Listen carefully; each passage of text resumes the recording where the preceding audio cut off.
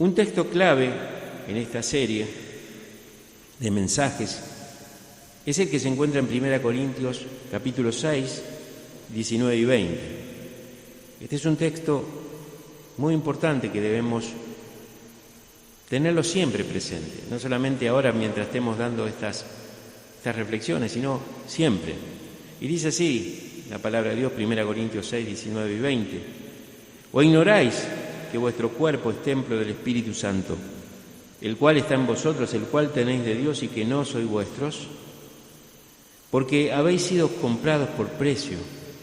Glorificad pues a Dios en vuestro cuerpo y en vuestro espíritu, los cuales son de Dios. Dijimos el miércoles que nuestros cuerpos no nos pertenecen. Y por supuesto que esto que dice Dios está en plena oposición con lo que nosotros escuchamos de la cultura moderna, donde sobre todo en grupos feministas enfatizan de que las mujeres son dueñas de su propio cuerpo y ellas deciden lo que pueden hacer con él o no. Pero Dios nos dice todo lo contrario, que el cuerpo que Él nos dio, porque Él lo creó, le pertenece a Él, es de Dios. Y lo dice acá el apóstol Pablo. Y no solamente el cuerpo, sino también el espíritu le pertenece al Señor. Entonces, dice acá que nosotros no debemos ignorar que nuestro cuerpo es templo del Espíritu Santo. Es templo del Espíritu Santo. Por lo cual, es un texto clave en todo lo que vamos a ver en estas semanas, ¿no? Hay otro texto que también lo hemos mencionado el miércoles pasado, que se encuentra en 1 Corintios capítulo 9. Y yo lo voy a leer de la versión Reina Valera, pero también vamos a ver cómo lo explican otras escrituras. El capítulo 9 de 1 Corintios y el versículo 27... dice el apóstol Pablo: sino que golpeo mi cuerpo y lo pongo en servidumbre, no sea que habiendo sido heraldo para otros, yo mismo venga a ser eliminado. Aclaramos que cuando Pablo dice esto, no está hablando de su salvación. La salvación, en nuestra forma de interpretar la palabra de Dios, es que cuando Cristo viene a nuestra vida y el Espíritu Santo nos sella, somos salvos y nadie podrá quitarnos esa salvación. Lo que está diciendo acá el apóstol Pablo es que si él predicaba algunas cosas y él mismo no la cumplía, en realidad lo que iba a terminar es siendo reprobado, siendo descreído, siendo eliminado de ese andar que él quería predicar, de esas verdades que él quería predicar. Y esto es algo importante para nosotros. Y en ese sentido, yo quisiera en esta mañana hablar específicamente de nuestros ojos, hermanos. Como yo dije la vez anterior, el cuerpo está obviamente integrado por distintos miembros, y en el caso del cuerpo físico son órganos que Dios nos ha dado, como por ejemplo el órgano de la visión, de la audición, y así vamos a ir viendo, de acuerdo a lo que Dios nos enseña en su palabra, cómo podemos poner en sujeción esos miembros que Dios ha puesto en nuestra vida, en nuestro cuerpo, para que realmente nosotros podamos de esa forma no ser reprobados, hermanos. Cuando Pablo dice pongo mi cuerpo en sujeción, en servidumbre, esclavo, en otra traducción dice, está diciendo que todo lo que compone el cuerpo que él tenía estaba de esa manera, sujeto, estaba esclavizado al espíritu y no a la decisión del propio cuerpo. Entonces, el cuerpo tiene muchas partes y nosotros vamos a ir viendo. Y hoy vamos a comenzar con nuestros ojos, hermanos, que sabemos que es uno de los, podríamos decir así, de los órganos que Dios ha puesto en nosotros y que obviamente al margen de lo físico también tiene, implicaciones espirituales, tiene figuras espirituales para que nosotros podamos entender. Por ejemplo, yo quería leer, antes de entrar específicamente en los ojos, hay un par de textos en los cuales nos habla el Señor Jesucristo. El primero Y justamente en este caso habla de mirar, ¿no es cierto? Es decir, mirar con los ojos, ¿no? Y dice en Mateo 7:3, ¿y por qué miras la paja que está en el ojo de tu hermano y no echas de ver la viga que está en tu propio ojo? Versículo 4 del capítulo 7 de Mateo, ¿o cómo dirás a tu hermano, déjame sacar la paja de tu ojo y aquí la viga que está en el tuyo? Hipócrita, saca primero la viga que está en tu propio ojo y entonces verás bien para sacar la paja del ojo de tu hermano. Cuando Pablo está diciendo que él deseaba y había decidido golpear su cuerpo para no ser reprobado, él estaba diciendo en alguna manera, y refiriéndonos a este pasaje de Jesús, que no era su deseo ni su pensamiento hablar de lo que los demás hablaban, sino, en vez de fijarse en el otro, fijarse en uno. Y ese es el concepto que Dios quiere transmitirnos. En vez de mirar tanto lo que hace o lo que no hace el otro, debemos mirarnos a nosotros. Porque a veces nosotros vemos una paja en el ojo del hermano, una virutita en el ojo del hermano, y a lo mejor nosotros tenemos un palo enorme en el ojo. Hay otro ejemplo para llevarlo a lo que Pablo quería decir, ¿no es cierto? Y está referido a la boca. Ya vamos a hablar sobre la lengua, ya va a venir un día que va a ser bastante extenso con el tema de la boca. Pero el Salmo 39:1 dice lo siguiente: atenderé a mis caminos para no pecar con mi lengua, guardaré mi boca con freno. ¿Qué quiere decir, hermanos? Que uno se debe mirar a uno mismo. Uno tiene que atender su propio camino, cómo está andando, y no mirar tanto el camino del otro. ¿Por qué decía esto Pablo? Porque si él se fijaba más en el otro, iba a terminar siendo reprobado. Él tenía que establecer su propia vida, una vida de santidad, hermanos. Y a veces, yo, que soy el pastor, muchas veces no estoy en condiciones de decirle al hermano que viva en santidad si yo no la vivo. Y entonces mi objetivo no es pensar tanto en el otro, sino pensar en mí, en el sentido de ver qué tengo que corregir yo, qué tengo que golpear de parte de mi cuerpo para que realmente no sea reprobado, no sea eliminado. Y esto es muy importante, hermano, para que podamos entender cómo debemos sujetar y hacerlo cada uno de los miembros de nuestro cuerpo. Y hoy empezamos con la vista. ¿Y qué hablaremos hoy? De cómo poner en esclavitud nuestros ojos. Nuestros ojos tienen que estar bajo sujeción del Espíritu de Dios. Nuestros ojos. Si uno busca la definición respecto al ojo, el ojo es el órgano de la percepción visual física. Y en el sentido figurado es la facultad de la percepción mental y espiritual. Por eso nosotros muchas veces en la Escritura vemos la palabra visión, pero no se está refiriendo a lo que ve físicamente, sino a aquel digamos, camino que Dios nos muestra, que tenemos esa visión de hacer esto, de hacer aquello, pero no se está refiriendo a los ojos físicos. Por eso en el sentido figurado es algo espiritual o incluso mental, ¿no es cierto? Y es interesante, por ejemplo, ver lo que dice Éxodo 21, 26 y 27, porque la ley de Moisés, fíjense esto, qué interesante, determinaba que si alguien golpeaba el ojo de un esclavo de modo que éste quedara ciego, tenía que dejarlo libre. Es decir, si el amo de un esclavo le pegaba en el ojo y lo dejaba ciego, le tenía que dar la libertad. Ustedes saben, y no vamos a entrar en ese tema, que en un momento había una ley del ojo por ojo, ¿no es cierto? Bueno, pero qué importante que era el ojo. Siempre fue importante. Por supuesto que todos los órganos son importantes, pero el ojo es muy importante. La visión que nosotros podemos tener es muy importante porque determina también cómo vamos a actuar, cómo vamos a vivir, ¿no? Y en este sentido el ojo es la estrecha relación entre el estado del alma y la parte física, que era así en el pensamiento hebreo. Por ejemplo, una persona con una vista maligna es envidiosa. Los hebreos consideraban que una persona que tenía una vista maligna era envidiosa. O también el ojo misericordioso era la persona era generosa, o una mirada altiva era una mirada orgullosa.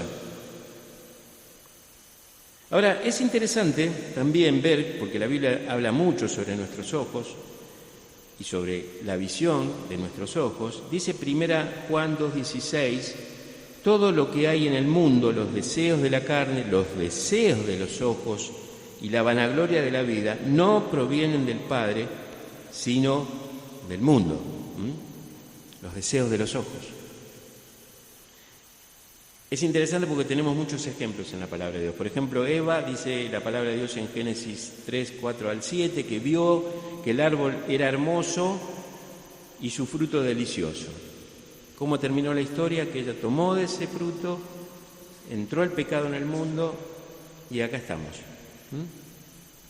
Dios estaba dispuesto a salvar toda la familia de Lot, pero dice que la esposa de Lot miró hacia atrás cuando un ángel la estaba llevando y tenía que mirar hacia adelante porque se lo habían advertido, miró hacia atrás y se convirtió en una estatua de sal, dice la Biblia. David, mientras miraba hacia la ciudad, estaba distraído, vio a una mujer hermosa que se estaba bañando, ¿no? Y mandó a traerla para acostarse con ella. 2 Samuel, capítulo 11. La esposa de Potifar puso sus ojos en José y no dejó de acosarlo. Eso lo podemos leer en Génesis 39, 7. Acam vio un lingote de oro y vio dinero y vio un manto babilónico y lo tomó y lo escondió y trajo la derrota del pueblo de Israel en Jai. Y Josué no sabía por qué había pasado y Dios le dijo, hay un anatema, hay una maldición. Bueno, se revisa tribu por tribu y finalmente cae Acam y él confiesa ante la exigencia de Josué, de decirle, declárame, hijo mío, ¿qué has hecho? ¿Cómo terminó la historia? Que él, su familia y todos sus bienes terminaron quemados, primero apedreados y después quemaron todo. El rey Acab codició una viña.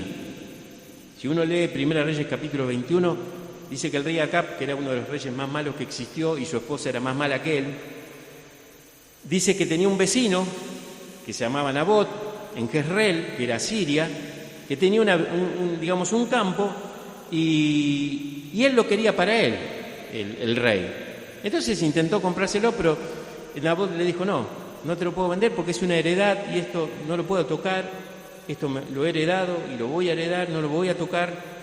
Bueno, dice la palabra de Dios, por ejemplo, en el capítulo 21 de 1 Reyes, que después que hubo esta charla, vino Acab a su casa triste y enojado por la palabra de Nabot, de Jezreel, que le había respondido diciendo, no te daré la heredad de mis padres.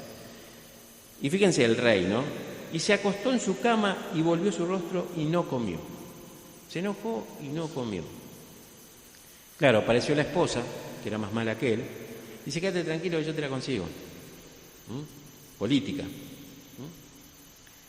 Y terminó muerto el dueño de la viña. Y se adjudicaron, se expropiaron, se tomaron ese campo para que acá pudiera tener su viña. Ahora, ¿todo cómo comenzó? Mirando. Y cada una de estas personas, amados hermanos, nos enseña que mirar de una manera equivocada trae grandes problemas, consecuencias y sufrimientos en la vida de uno mismo y en el entorno familiar. Por nuestros ojos entran la envidia, la codicia, nos podemos volver celosos, lujuriosos, lascivos. En realidad, todo lo que dejamos que entre por nuestros ojos tiene un impacto enorme en nuestra mente y nuestro corazón, ya sea para bien o para mal. Así que fíjense la importancia que tienen nuestros ojos, ¿no? Y esto forma parte del cuerpo. Cuando Pablo decía, golpeo mi cuerpo, lo pongo en servidumbre, también hablaba de los ojos. La Biblia nos habla de lo importante que es cuidar nuestros ojos, porque si nos permitimos ver cosas que no nos edifican, nuestro cuerpo estará lleno de tinieblas y entonces nuestras decisiones y acciones serán equivocadas. Hay un texto, no en la versión Reina Valera, pero lo pueden leer ahí también, pero en el libro de Números, capítulo 15 y versículo 39, que dice: ustedes deben cumplir con todos los mandamientos del Señor y no deben prostituirse ni dejarse llevar por los impulsos de su corazón ni por los deseos de sus ojos. Y era un mandamiento de parte de Dios. Un mandamiento. Tienen que cuidar sus ojos porque se van a prostituir, se van a ir tras dioses ajenos, se van a ir atrás de mujeres paganas y van a codiciar cosas. De hecho, lo vimos en el caso de Acán. Cuando ellos estaban allí conquistando, él vio eso y lo tomó, lo codició y lo tomó. Primero lo vio. En los ojos representamos y evidenciamos características profundas de nuestro corazón, porque detrás de los ojos se guarda la verdad de nuestro yo, de quiénes somos realmente. El apóstol Pedro lo expresa así: tienen ojos llenos de adulterio, no se sacian de pecar, seducen a las almas inconstantes, tienen el corazón habituado a la codicia. Y Pedro le está escribiendo a creyentes, hermanos, o supuestos creyentes, que quizás creían serlo. Ahora, la Escritura tiene mandamientos claves y que deben ser tomados por nosotros en serio. Por ejemplo, nos manda poner los ojos en Jesús, autor y consumador de nuestra fe obediente. Dice Colosenses 3:1-3: si pues han resucitado con Cristo, busquen las cosas de arriba, donde está Cristo sentado a la diestra de Dios. Pongan la mirada en las cosas de arriba, no en las de la tierra, porque han muerto a su vida y su vida está escondida con Cristo en Dios. El miércoles yo decía que lo que Pablo enseña en 1 Corintios 9:27, de poner en sujeción su cuerpo o ponerlo como esclavo y no que el cuerpo le demande a él, ¿no es cierto? Era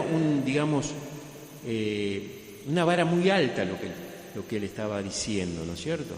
Era muy alto lo que él realmente decía, porque tenía que controlar todo su cuerpo, todas las áreas de su cuerpo, y todas esas áreas de su cuerpo ponerlas en servidumbre. ¿Qué quiere decir él? Que el cuerpo no le iba a dar órdenes. Por ejemplo, uno se despierta en la mañana: tengo mucho sueño. La reunión a las 9:30. No, tengo mucho sueño. El cuerpo ordenó. Entonces, el apóstol Pablo dice: yo no voy a dejar que mi cuerpo me ordene. Yo le voy a ordenar a mi cuerpo lo que debe hacer. Y en este sentido, nosotros debemos pensar, como leí el primer versículo en esta mañana, hermanos, que nosotros somos templo del Espíritu Santo y nuestro cuerpo no nos pertenece. Por lo tanto, nuestro cuerpo siempre va a ir detrás de cosas que se oponen normalmente a la voluntad de Dios. Con los ojos expresamos y mostramos si algo nos agrada o nos desagrada. Si estamos tristes o estamos alegres, si estamos con miedo o con valor. En los ojos puede verse la indicación de arrogancia y soberbia y un espíritu altivo o un corazón duro que está dentro de una persona, en los ojos. Y fíjense este texto que gráfico, ¿no? 1 Samuel 18:8-9, ahí está la historia de Saúl. Ustedes saben que cuando aparece David en la vida de Saúl, él va, pelea, vence al gigante Goliat, y dice la palabra de Dios que la victoria que tuvo David generó de parte del pueblo y también sobre todo de las mujeres, un cántico, ¿no es cierto? David mató a 10.000 y Saúl a miles. Claro, y esto puso muy mal a Saúl, puso muy mal. Y se enojó en gran manera. Y le desagradó ese dicho. Y dijo: a David dieron 10.000 y a mí 1.000. No le falta más que le den el reino. Y desde aquel día, dice la palabra de Dios, y desde aquel día Saúl no miró con buenos ojos a David. No miró con buenos ojos a David. Un hecho concreto, algo pasó y desde ese día no hubo más ojos buenos para David. Y la relación se volvió tan tensa que él lo quiso matar. Y todo, porque él vio lo que hacían con David y lo que hacían con él. Empezó por allí. Por otro lado, uno puede encontrar miradas de mansedumbre, que es un rasgo característico de personas nobles, pacíficas, amables, serviciales. Y la palabra de Dios lo avala porque Job 22:29 dice: Dios salvará al humilde de ojos. Dios salvará al humilde de ojos. Con los ojos apreciamos, observamos y analizamos y escudriñamos para que con la luz de Cristo detectemos dónde está el mal y la necesidad para que hagamos lo que Él nos mandó, hermanos. Si nosotros detectamos con nuestros ojos, tenemos que buscar de alguna forma obedecer al Señor. Obedecer al Señor es lo primero que debemos buscar. Es necesario cuidar y guardar nuestro corazón purificando nuestros ojos, hermanos, mirando a Dios, leyendo y confrontándonos con su palabra, pidiendo perdón por las impurezas que nos hemos permitido ver, ser purificados por el Espíritu Santo, arrepentirnos de esos pecados que con nuestros ojos hemos cometido. Porque, como dije antes, con nuestros ojos podemos dejar entrar los celos, la envidia, la lujuria, la lascivia y un montón de cosas. Y Pablo dice: golpeo mi cuerpo y lo pongo a mi sujeción. No va a ser el cuerpo el que me mande. Mis ojos no me van a mandar. Es que a través de nuestros ojos, hermanos, debe reflejarse la mirada amorosa y compasiva del Señor Jesucristo. ¿Ustedes pueden imaginar cómo sería la mirada del Señor? Un hombre de paz, hermanos, un hombre de paz, que tuvo algunos momentos de ira, pero no llegó a pecar. Pero era un hombre de paz, de misericordia. Y entonces, cuando la palabra de Dios nos dice que imitemos a Jesús, debemos imitar eso, ser hombres de paz, mujeres de misericordia, hombres de misericordia. Debemos tener un corazón sincero, una mente inocente y transparente, con afecto y aceptación, con ojos que inspiren confianza, pues con una mirada podemos hacer sonreír a alguien que esté triste o alegrar un corazón angustiado, simplemente con una mirada. Cuidemos nuestros ojos, hermanos, debemos saber elegir lo que observamos, porque todo lo que entra por los ojos queda grabado en la mente, consciente e inconsciente del alma, y eso va a afectar lo que somos, lo que hacemos y decimos. Todo lo que entra por nuestros ojos después se va a elaborar y de acuerdo a eso vamos a hablar, de acuerdo a eso vamos a vivir.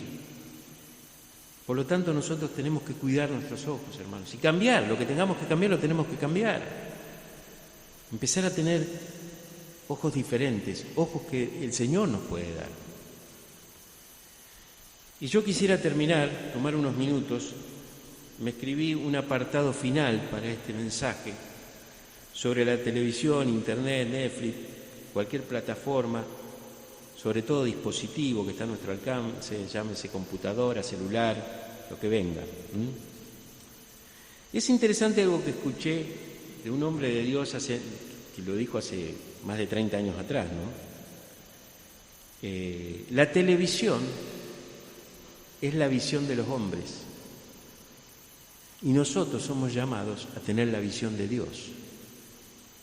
La televisión es la visión de los hombres y nosotros tenemos que hacer lo que Dios nos ha dejado y tenemos que poner nuestra visión en las cosas de Dios. Dice 1 Corintios 10:23, todo me es lícito, pero no todo conviene. Todo me es lícito, pero no todo edifica. Hay dos cosas interesantes acá que dice en este versículo Pablo, que no todo conviene y que no todo edifica. Entonces, tenemos que evaluar. Les voy a leer la definición de lícito. Definición de lícito. Justo, de acuerdo a la ley. Es decir, puede no ser malo o en contra de la ley de Dios, pero no es conveniente. Pablo no está diciendo acá que todo me es lícito, así que hacé lo que vos quieras. Y no se está refiriendo a que obviamente aceptemos el pecado, ¿no es cierto? El pecado no es lícito, pero hay muchas cosas lícitas, pero que no convienen. en primer lugar, ¿no es cierto? Muchos programas nos darán una respuesta si nos convienen o nos edifican. Y normalmente la respuesta que viene de los mismos programas es que ni convienen ni edifican. Entonces debemos hacer una evaluación general y determinar qué programas o qué vemos, ya sea en la televisión, en internet, lo que sea, son lícitos, en primer lugar, lícitos, y después si aportan algo a nuestra edificación. Debemos cuidarnos de aquellos programas que no son lícitos, obviamente. Justamente, como yo leí antes en 1 Juan capítulo 2 y los versículos 15 al 17, ahí nos habla de los deseos de la carne, los deseos de los ojos, y muchos programas pueden estimularnos hacia esos deseos, incluso a la vanagloria de la vida. Ahora, ¿qué pensamientos quedan flotando en nuestra mente luego de mirar un programa de televisión, una película, una serie? ¿Concuerdan con lo que dice Pablo en Filipenses 4:8? Por lo cual, hermanos, pensad en todo lo bueno, todo lo justo, todo lo amable, todo lo que es recto, si hay virtud alguna, si hay digno de alabanza. ¿Concuerda lo que vemos con eso que dice Pablo en Filipenses 4:8?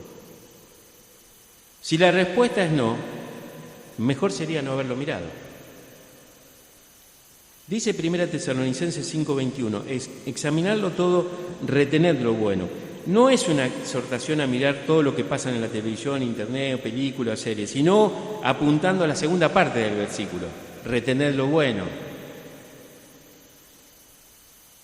Dice el Salmo 119:37, hoy leímos varios textos del Salmo 119, el versículo 37 dice, aparta mis ojos que no vean vanidad, avívame en tu camino.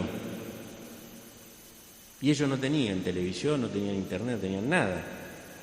Pero evidentemente había cosas que distraían su pensamiento, sus ojos veían vanidades. Y nosotros tenemos que tener claro esto, mis hermanos. Si nosotros queremos realmente hacer como hizo el apóstol Pablo, que él decía poner en servidumbre su cuerpo, para no ser reprobado y eliminado, debemos poner en sujeción nuestros ojos. El otro día decía, hermanos, que a veces nosotros no queremos hacer lo que el apóstol Pablo nos dice en ese versículo de 1 Corintios 9:27. ¿Por qué? Porque decíamos el miércoles que muchas veces vemos los logros de grandes deportistas o personas de otras disciplinas que llegan a logros verdaderamente altísimos. Son personas de alta competencia, pero lo que no vemos es el proceso por el cual llegan así, a hacer eso. Y nosotros, si queremos ser hombres y mujeres de Dios, que realmente seamos santos para Dios, que vivamos en esa verdadera santidad, necesitamos pasar el proceso, necesitamos renunciar a nosotros, negarnos a nosotros mismos. Tenemos que tener control sobre nuestro cuerpo, sobre nuestros miembros de nuestro cuerpo, sobre los ojos, la boca, los oídos, los pies, las manos, que ya los iremos viendo todos estos. Necesitamos tener el control sobre eso si queremos llegar a ser cristianos de alta competencia. Y cuando digo de alta competencia no digo que compitamos en nosotros, sino lo que yo quiero decir, que seamos más parecidos a Jesucristo. Jesucristo es el modelo excelente y por excelencia que nosotros debemos imitar. Por lo tanto, decidimos nosotros, y decíamos el miércoles, que muchas veces no queremos llegar a ser semejante a Jesucristo porque no queremos pagar el precio del proceso que eso implica. Y ese proceso implica, entre otras cosas, poner nuestro cuerpo en servidumbre y que el Espíritu realmente sea el que controle todo esto. Dice la palabra de Dios en Romanos 12:1, no conformarnos a este mundo, no nos conformemos a este mundo, sino que renovemos nuestro entendimiento, permitir que Cristo crezca en nosotros. Hay una frase que me gustó, que la escribí acá y se las comparto, hermanos. Lo que consumimos da forma a nuestros amores. Lo que consumimos da forma a nuestros amores. Por eso es importante la composición de nuestra dieta de medios. Es importante la composición de nuestra dieta de medios. Muchas veces estamos muy enfocados en la dieta del cuerpo, pero no en lo que vemos. ¿Qué estás amando más o menos como resultado de ver una película o un programa en particular? Para los cristianos, llamados a amar a nuestro Dios y a nuestro prójimo, eso debe ser lo primero, ¿no? ¿Cómo elegimos los contenidos que nos ayudan a obedecer estos grandes mandamientos, hermanos? Es interesante que muchas películas y aún programas infantiles, por ejemplo, se centran principalmente en el mensaje del amor propio. Abraza tu identidad, ámate a ti mismo. Pero el amor cristiano se dirige principalmente hacia arriba y hacia afuera. Necesitamos amar a Dios y a nuestro prójimo. Pero muchas veces, y todo lo que vamos recibiendo, sobre todo en internet, en las películas, en las series, amate a ti mismo nomás. Vos sos el importante. Y cierro con un texto, hermanos. Proverbios 15:3. Y esto es una forma simbólica en la cual podemos entender por qué debemos obedecer lo que el Señor nos dice. Proverbios capítulo 15 y versículo 3. Dice así: los ojos de Jehová, los ojos del Señor, están en todo lugar. ¿Y qué dice después? Mirando a los malos y a los buenos. Dios nos está mirando todo el tiempo, en todo lugar. Nos miran y Dios al mirarnos sabe si nuestros ojos son buenos o no lo son. Que podamos en esta mañana entender esto, hermanos, y trabajar por eso. Necesitamos trabajar por eso. Esto no es automático. Pablo decía, yo prosigo, y él estaba al final de su carrera, dice, no es que yo pretendo haberlo alcanzado todo ya, sino que prosigo, seguía golpeando su cuerpo, ponía en servidumbre todos sus miembros, los ojos, la boca, los oídos, las manos, los pies, todo bajo servidumbre, hermanos. Que al menos hoy nos vayamos ustedes y yo en que vamos a comprometernos esta semana en poner en sujeción nuestros ojos. Que empecemos a mirar diferente, hermanos. Empecemos a mirar diferente, que nos miremos entre nosotros diferentes. Apliquemos esto, hermanos, y Dios va a hacer grandes transformaciones en nuestra vida, porque no debemos pensar si la hace en el otro. Dios tiene que hacer la transformación en mí. Ese es el tema. Dios me tiene que cambiar a mí. Muchas veces queremos que Dios lo cambie al otro. No, Dios me tiene que cambiar a mí. Que realmente esto pueda ser algo que me estimule a negarme a mí mismo y a poner bajo el control del Señor mis ojos. Y esto va a resultar en bien para cada uno de nosotros. Amén. Vamos a orar y después